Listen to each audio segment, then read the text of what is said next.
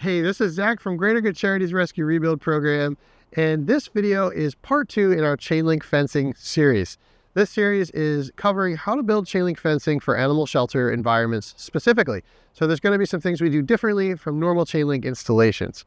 If you haven't yet, check out our part 1 of this series so that you can familiarize yourself with all the different parts and pieces that go into a chainlink fence.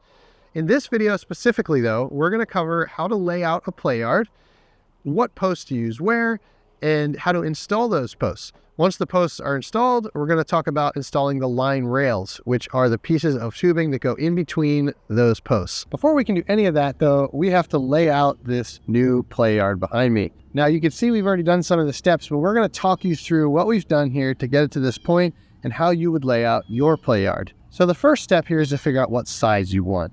This play yard is 40 feet by 60 feet.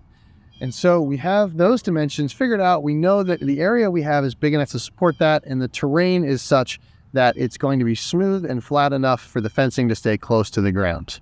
In addition to the outer perimeter of this, we also have to account for some space for what we would call a double containment.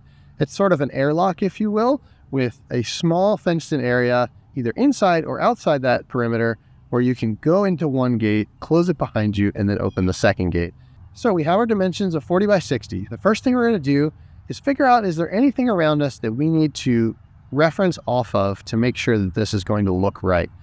So in this situation, we have another play yard next to me here that we're working off of. And so we've measured an even amount off of that play yard in order to make sure that we have a nice straight spacing in between them.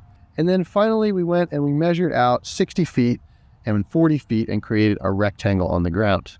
Now, you have this rectangle, but what you don't know is if this rectangle is square. And while that's not 100% essential, we do our best to try to get all of our play yards as square as possible.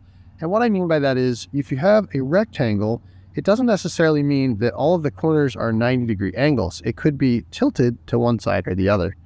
So in order to deal with that, we measure diagonally and 2 opposing corners, and those 2 numbers should be the same. Once we have our outer dimensions, we have to start thinking about where we're going to put our posts and what kind of posts we're going to use. In our last video, we talked about the difference between a terminal post and a line post, where a terminal post is anywhere the fence is going to change direction or where we have multiple pieces of fencing coming into one spot. So we know right away that our 4 corners are going to be terminal posts. In order to mark out our layout in a way that's going to be easy to remember down the road, we're going to use 2 different colors of spray paint. We're using inverted marking paint here because it's nice and easy to spray upside down. Knowing that we have terminal posts on all 4 corners, we're going to go ahead and we're going to mark each of those with our orange spray paint. Once we do that, we're going to use metal stakes or wood stakes at each of these 4 corners and drive them into the ground with a hammer. From those stakes, we're going to use a mason string line, and we're going to connect those stakes to give us a perfect straight line. Once you know that that string is straight, you're going to use a long measuring tape, and you're going to mark every 10 feet on that line. These 10-foot marks are going to be for your line posts. 10 feet is the maximum space we want to have between our posts to make sure that the strength of the framework is enough to resist animals that are inside of it. Once we've done that, we need to look at our double containment.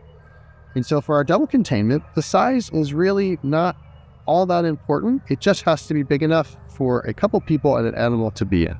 For this particular play yard is going to be 5 feet by 10 feet. So let's take a closer look at our double containment area here. We have 5 feet from the corner in this direction, 10 feet in the other, and you can see we have a lot of orange marks because these are all 2 3/8 terminal posts. We're going to have a gate here where this white dotted line is. That's the direction of the gate swing. And then where the gate latch is here, we're also going to have a terminal post because that needs to be able to support the gate when it's closed. We've opted to hinge the gate off the corner posts because the latch is always going to latch better onto the end of a fence rather than a corner post. The reason for that is because the latch can get stuck in between the fabric and the tension bar in the post. As we continue out to the rest of our double containment, we have more terminal posts at the 5-foot mark on this side because we'll have a 3-way connection here. And then the fencing will come out to some end rail clamps and another terminal post followed by a gate. Same thing here, we're going to hinge off the side so that this latch can go into the end of a fence. And then over here we will have another piece of fencing and we'll close this off in a 3-way connection to another terminal post right there. Now that we have all of our posts marked, it's time to set them in the ground.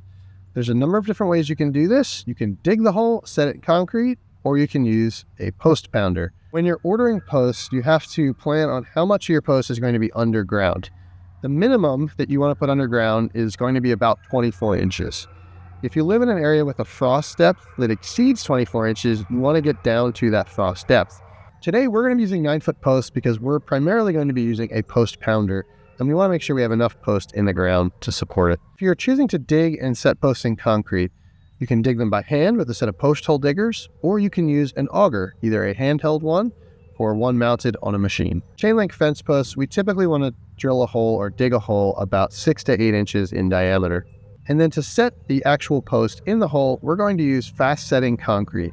When we start this process of setting posts, it's really important that we start with our corner posts. The reason for that is we want to again use a string line to make sure our fence is completely straight. So we're going to start by setting all 4 corners, and then we're going to run string lines in between them, and then we're going to use the combination of a level and the marks we have on the ground to set our line posts. By using a string line, we can get the posts on our mark on the ground and leveled in one direction, so it's just touching that string. And then while we're setting the posts, we'll only have to check it in the side-to-side direction. And by the time we're done with that, it'll ensure that we have a perfectly straight fence. In most situations, you want to have that string as high as you can so that you can verify the top of your fence will be a nice straight line. So after an afternoon of pounding all of our posts, this play yard is ready to get some line rail. Behind me, we've got a crew of volunteers that's working to install the line rails right now. So let's look a little bit about what that process looks like. Before we actually install the line rails, we like to come around and install loosely all of our clamps. These are the clamps we talked about in the first video. This is a 3-way fitting. We have line rail clamps and we have end rail clamps depending on where they go. Once these are loosely in, we're doing a set about 6 feet in the air and a set down at ground level. We're going to come along and we're going to measure from our post to the inside of where our bolt is. That tells us how much we need to subtract to have enough clearance to put that pole in. Generally, that's going to be 1 inch on either end. And so by doing that, we're absolutely positive that we have enough clearance to get those in, and it's not a fight the whole way through the process. So we go through, we cut each piece and we just loosely install them. These are going to get adjusted at a later step when we install the fabric. The goal here is just to make sure they're all installed and they're all cut to the right length, and then we are good to go. When it comes to cutting the line rail, you've got some options. Our crew is typically going to use a portable bandsaw because that is just one of the safest ways to do it. But you can use a grinder, a chop saw, a demo saw, whatever will cut metal will get this job done. Some other tools you're going to want for this process are going to be an impact driver or a drill with a socket adapter. These bolts for these are all going to be 1/2 inch, and so we keep a bunch of 1/2 inch sockets handy, and that allows us to go through this more quickly. You could also do it with a ratchet and a 1/2 inch socket, or if you're a really patient person, a wrench. So that sums up video 2 of our chain link fencing series. We've got our line rails loosely installed, and they are ready to go for our chain link fabric.